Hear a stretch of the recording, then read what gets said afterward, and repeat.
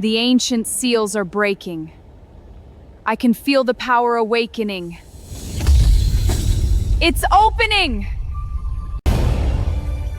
The seals are breaking. The power awakens. It's responding. I can feel the energy. The symbols are glowing. It's beautiful. I have to see what's inside. It's activating. The power is overwhelming.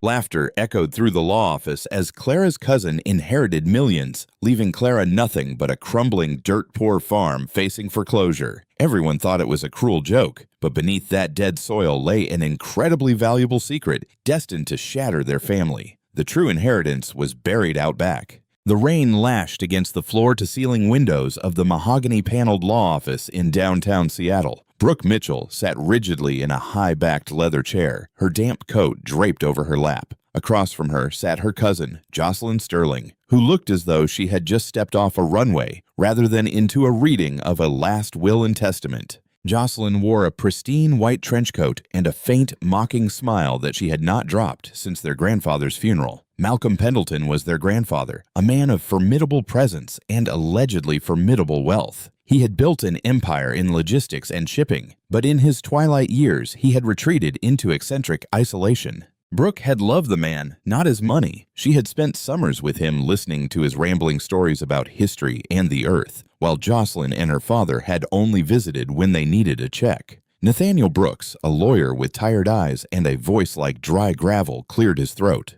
"We are here for the distribution of the estate of the late Malcolm Pendleton. I will dispense with the legal boilerplate and get straight to the primary assets as per Mr. Pendleton's strict instructions." Brooke held her breath. She did not want millions. She just wanted enough to clear her student debt and maybe save her from the eviction notice currently taped to her apartment door. "To my granddaughter Jocelyn Sterling," Nathaniel read, adjusting his glasses. "I leave the entirety of my liquid assets, corporate holdings, and the primary residence in Bellevue. The total sum is valued at approximately $12.4 million.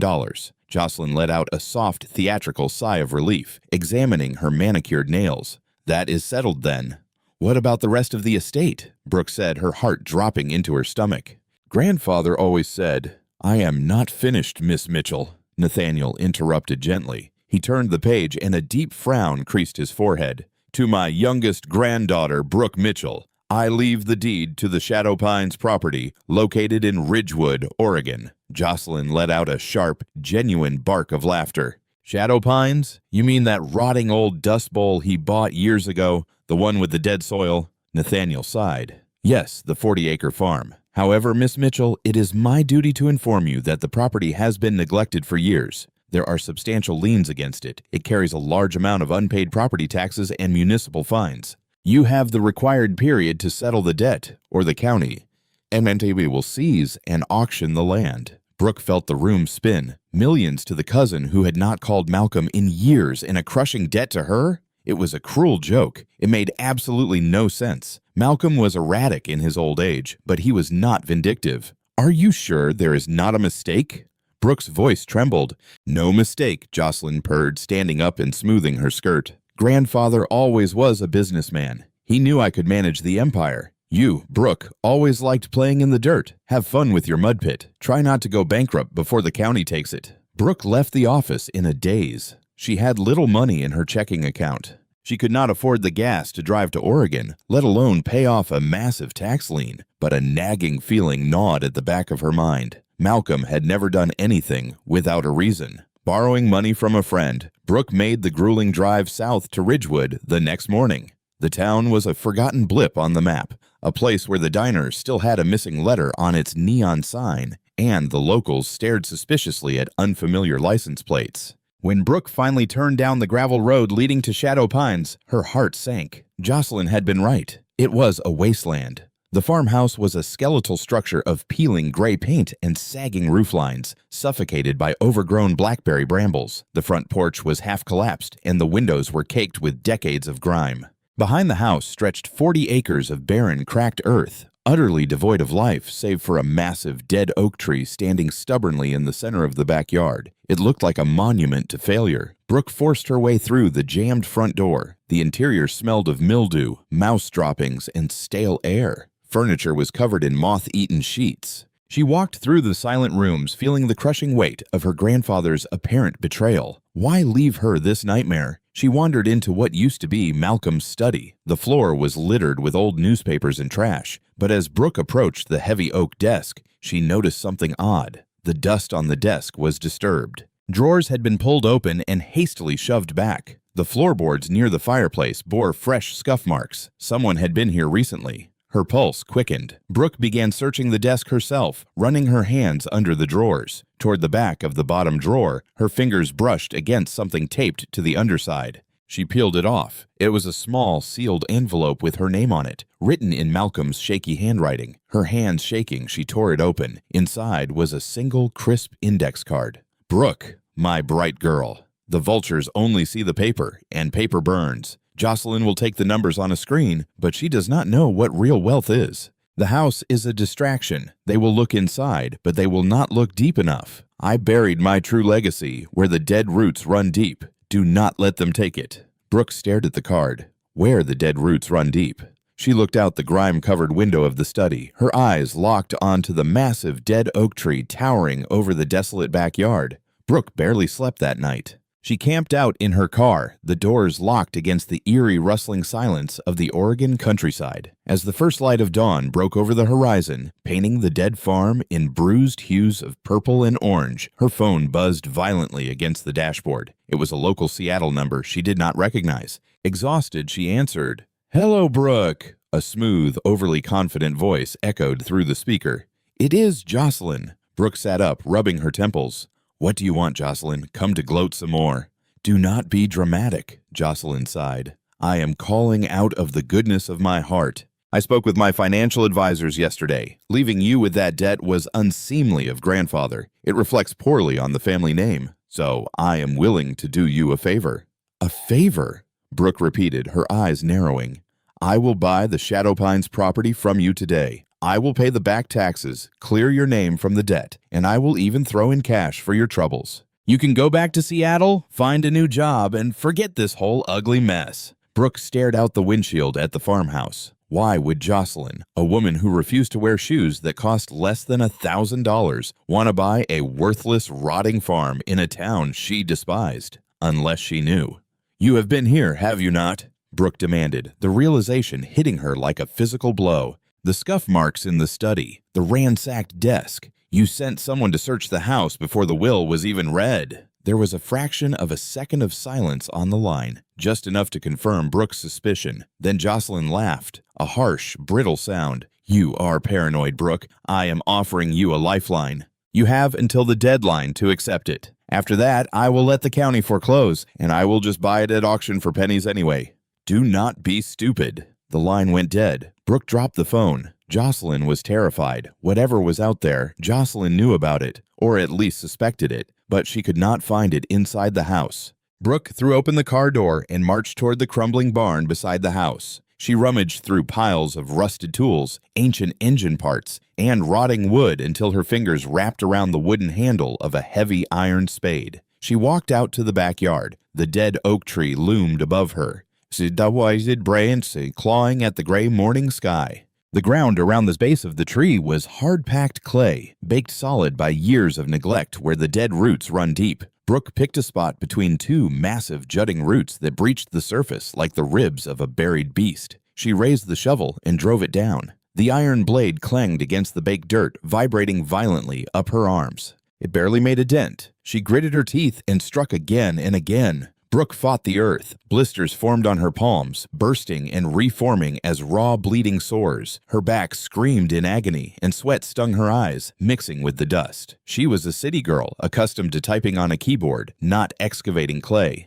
But every time she thought of quitting, she thought of Jocelyn's smug face in the lawyer's office. She thought of her grandfather deliberately setting this trap, trusting her to understand it. By the time the sun was high and unforgiving, Brooke was knee-deep in a ragged trench. She was exhausted, dehydrated, and on the verge of tears. Maybe she had misunderstood the riddle. Maybe Malcolm had just lost his mind at the end. She raised the shovel for one last frustrated strike. She drove it downward with all the remaining strength in her shoulders. The sound was distinctly different. It was not the dull thud of hard clay or the hollow crack of a dead root. It was the sharp echoing ring of solid metal. Brooke froze. Her heart hammered against her ribs like a trapped bird. She dropped to her knees, ignoring the dirt grinding into her skin, and began tearing at the earth with her bare hands. Below the surface of the trench, she cleared away a layer of packed soil to reveal a flat, rusted metal surface. It was large. Feverishly, she dug around the edges, widening the hole. It was not a small lockbox. It was a heavy, military-style footlocker, painted a faded olive drab but heavily corroded by the damp earth. It had massive iron latches held shut by a heavy-duty brass padlock that had turned green with oxidation. Brooke scrambled out of the hole and ran back to the barn. She returned moments later with a heavy sledgehammer and a rusted crowbar. It took her brutal, frantic swinging to finally shatter the oxidized padlock. She threw the hammer aside and wedged the crowbar under the lid of the footlocker. With a massive heave, she pried it open. The hinges shrieked in protest, the sound tearing through the quiet farm. A wave of stale, chemical-smelling air wafted up from the box. Brooke coughed, waving her hand, and peered inside. She did not find gold coins or stacks of cash. Instead, the footlocker was lined with heavy waterproof canvas. Inside, meticulously stacked, were dozens of thick, leather-bound ledgers, yellowed architectural blueprints, and a series of heavy locked steel canisters. Brooke reached in and pulled out the top ledger. The leather was brittle, flaking off onto her hands. She flipped it open. The pages were filled with Malcolm's handwriting, but not from recently. It was a meticulous, obsessive log of offshore accounts, shell corporations, and land deeds. But as Brooke read the names of the corporations, her blood ran cold. Sterling Global, Sterling Logistics, Sterling Holdings. These were the foundational companies of Jocelyn's father's empire. The empire that Jocelyn had just inherited. But according to these ledgers, Jocelyn's father had not built them. Malcolm had, and he had used them to funnel hundreds of millions of dollars out of the country to avoid federal taxation and corporate sabotage. Brooke grabbed one of the blueprints. It was a topographical map of Ridgewood. Specifically, it was a map of the Shadow Pines property. But beneath the drawing of the house and the dead oak tree, Malcolm had drawn an intricate schematic of a subterranean concrete bunker labeled Vault 4. At the bottom of the footlocker, beneath the books, lay a single heavy object wrapped in oilcloth. Brooke pulled it out and unwrapped it. It was a solid brick of pure gold stamped with the Swiss bank insignia. Taped to the gold bar was another note. "They stole the paper empire, Brooke. They have it. The real fortune, the gold, the bearer bonds, the leverage to destroy them completely is below where you are standing. But to get to it, you will have to go through the town's darkest secret." Brooke stared at the gold bar, its weight heavy and undeniable in her aching hands. Jocelyn did not just want the farm because she thought there might be money here. Jocelyn wanted the farm because if Brooke found out the truth, Jocelyn's entire inheritance would be exposed as a massive, multi-decade fraud. Suddenly, the crunch of tires on gravel broke the silence of the farm. Brooke whipped her head around. A sleek black luxury SUV was pulling into the overgrown driveway, moving far too fast for the ruined road. Jocelyn had come herself. Brooke scrambled out of the trench, her heart hammering a frantic rhythm against her ribs. She had seconds. She grabbed the canvas-wrapped gold bar, the brittle ledgers, and the architectural blueprint, shoving them ruthlessly into her mud-stained backpack. With frantic, desperate kicks, she pushed clumps of loose clay and dried weeds back over the exposed metal of the footlocker, hoping to obscure it just enough to avoid a casual glance. She sprinted for the shadowed interior of the rotting barn just as the black SUV slammed into park near the front porch. Pressing her back against the splintering wood of the barn wall, Brooke peered through a gap in the slats. The driver's side door opened, and a hulking man in a tight, dark suit stepped out. He looked less like a chauffeur and more like a mercenary. Then the passenger door swung open, and Jocelyn stepped onto the ruined gravel. She was wearing pristine designer boots, entirely inappropriate for a farm, her face twisted in a scowl of absolute disgust. "Check the perimeter, Reed," Jocelyn ordered, her voice carrying sharply in the quiet air. "If she is here, bring her to me. If she found something, take it. Reed nodded silently, his hand resting conspicuously on a bulge beneath his suit jacket. Brooke ducked down, panic threatening to paralyze her. She pulled the yellowed blueprint from her backpack, her trembling fingers tracing the faded ink in the dim light. She had assumed the vault was directly beneath the dead oak tree, but as she studied the schematic, she realized her mistake. The oak tree was marked simply with an X, the location of the footlocker. The key, the actual structure labeled Vault 4, was situated directly at the massive, rusted grain silo attached to the back of the barn. Malcolm had been a genius. Constructing a bunker in the middle of an empty field would have raised suspicions. Digging out the foundation for a massive agricultural silo was just standard farming. Brooke crept through the dusty gloom of the barn, giving a wide berth to the doorway. She reached the rear wall where a rusted iron access door led into the base of the empty silo. Yah!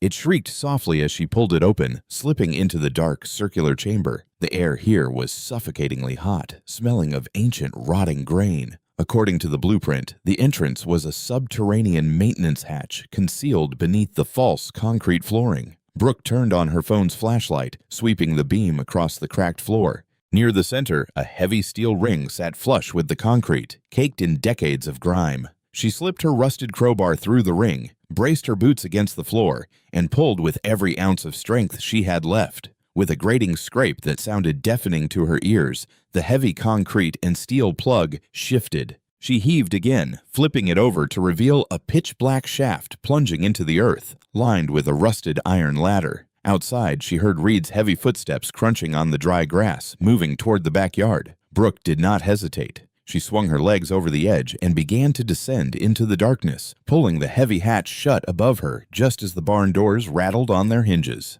The air grew instantly cooler as she climbed down. When her boots finally hit solid ground, she was standing in a narrow, reinforced concrete corridor that looked like it came from the Cold War. Pale, flickering fluorescent lights hummed to life as a motion sensor detected her presence, a testament to Malcolm's paranoid maintenance of his hidden fortress. She walked slowly down the corridor, her flashlight unnecessary now. The walls were lined with metal shelving, but it was not gold she saw first. It was boxes, hundreds of heavy-duty waterproof filing boxes. She opened one at random. It was packed with carbon copy shipping manifests, customs declarations, and photographs. But as she read the contents, the pieces of the puzzle slammed together with sickening clarity. This was the town's darkest secret. The manifests were not for Malcolm's legitimate shipping company. They detailed massive illicit shipments of contraband narcotics, unregistered weapons, stolen antiquities moving through Ridgewood's local airstrip and rail line. And the signatures authorizing these shipments did not belong to Malcolm. They belonged to the town's former mayor, the former sheriff, and most damning of all, Damian Sterling, Jocelyn's father. Malcolm had not built the criminal empire. His son-in-law had, using Malcolm's company as a blind front, bribing the entire town's leadership to look the other way. When Malcolm finally discovered the rot poisoning his life's work, the corruption was too deep. The police were in on it. The politicians were bought. So, Malcolm had done the only thing a ruthless businessman could do. He had quietly hijacked their ultimate payout, a massive shipment of untraceable wealth, and buried it. He had built this bunker to hold the ultimate blackmail material, forcing Damian Sterling and his cronies to abandon Ridgewood forever and step down from their illicit thrones. The empire Jocelyn had inherited was not built on business acumen. It was built on a foundation of unprosecuted felonies, and Malcolm had held the detonator. Brooke reached the end of the corridor. Before her stood a massive circular steel vault door, the kind used in high-end banks, complete with a digital keypad and a heavy rotational wheel. She pulled Malcolm's ledger from her backpack and flipped to the inside back cover. There, scrawled in red ink, was a 6-digit code. With shaking fingers, Brooke punched in the numbers. A mother's birthday. A loud hydraulic hiss echoed through the corridor. The massive deadbolts retracted with a heavy clunk. Brooke grabbed the wheel, threw her weight into it, and pulled the vault door open. The interior of the vault was small, but practically blinded her. Stacked on reinforced steel shelves were rows upon rows of pure stamped gold bullion. Beneath them sat dozens of black fireproof lockboxes. Brooke opened one to find it stuffed tight with bearer bonds, millions of dollars in completely untraceable liquid wealth. Malcolm had not left her a worthless farm. He had left her a war chest. Well, well, well. A smooth, venomous voice echoed down the concrete corridor. Brooke spun around. Standing in the doorway of the vault, an arrogant smirk plastered across her immaculate face, was Jocelyn. Behind her stood Reed, his gun drawn and pointed directly at Brooke's chest. They had found the silo. "I have to admit, Brooke," Jocelyn said, stepping into the vault, her eyes wide as they reflected the gleam of the gold. "I thought you were just an ungrateful loser digging in the dirt. But this is magnificent. Grandfather really outdid himself." "You do not understand what this place is, Jocelyn," Brooke said, stepping back, her mind racing. "I understand perfectly," Jocelyn laughed, running a manicured finger over a gold bar. "The old man was hoarding a fortune while he let my father do all the heavy lifting for the company, and then he tried to give it to you out of spite. Reed, grab her bag." "No, Jocelyn, listen to me," Brooke said, her voice turning sharp and authoritative. "This is not just money. Did you look at the boxes in the hallway? Did you see the manifests?" Jocelyn frowned slightly. "Old paperwork. Who cares?"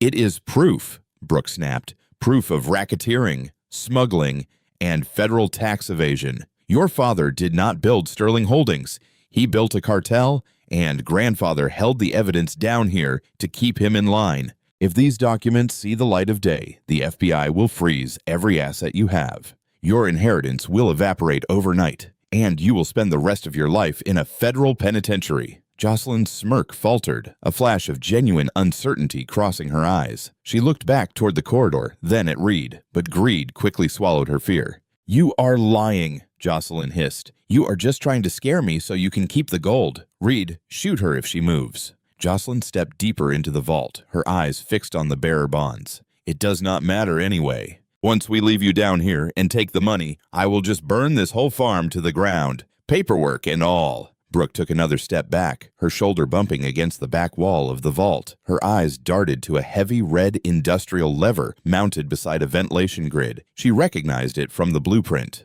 Protocol Omega. Malcolm had not just built a vault, he had built a trap. "You always were too greedy to look at the fine print, Jocelyn," Brooke said softly. Before Reed could react, Brooke slammed her hand down on the red lever. Alarms instantly blared, a deafening high-pitched wail that bounced off the concrete. The hydraulic system screamed. "What did you do?"